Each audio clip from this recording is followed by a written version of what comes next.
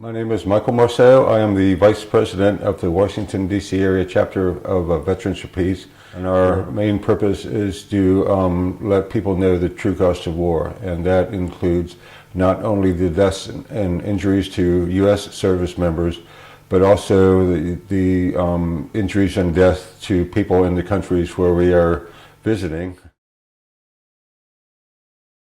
Well, I was drafted on my 20th birthday in 1969 doing communications work for the 4th Infantry Division base camp up there. I was a telephone switchboard operator.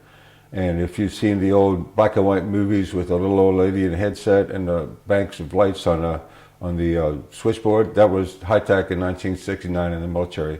But on May 6th of 1970, I was critically injured in a rocket attack on our base camp. Spent the next month in a hospital in Vietnam, and was brought home here in June of 1970 for 8 months at Walter Reed Hospital.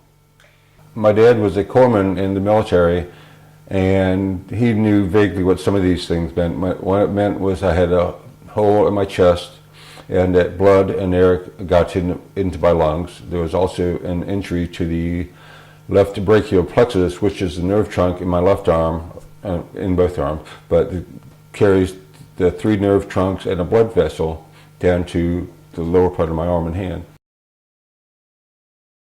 January of 2012, the Veterans for Peace quarterly newsletter came out, and I saw a notice that the San Francisco chapter was organizing a trip of veterans to go back to Vietnam in April of that year. The idea was that we would actually meet with groups on the ground in Vietnam who were working with the victim of Agent Orange. Well, Agent Orange is a defoliant, and the idea was that the U.S. military would spray the jungles in the parts of Vietnam where the Vietnam and the Viet Cong were hiding. So we were able to actually visit half a dozen or so centers that catered to victims of Agent Orange, whether they're schools or vocational training centers or actually medical facilities that take care of the victims. Well, when we arrived there at Hanoi Airport in April of 2012, I mean, everybody was very glad to see us. Number one, because we were Americans, and I think a lot of people around the world have the idea that Americans only care about Americans. Personally, anyway, as a veteran going back, was kind of to maybe by our presence as a form of apology and trying to make a little bit of amends to the damage we had done.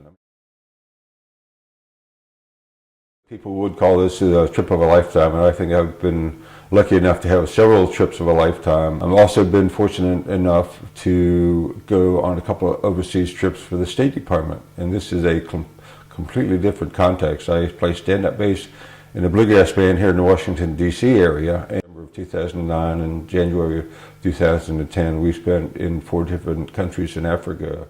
We thinking about the differences between the trips to Africa with the music and the trip to Vietnam in other circumstances. We were much more warmly received when we showed up with musical instruments than we were with weapons.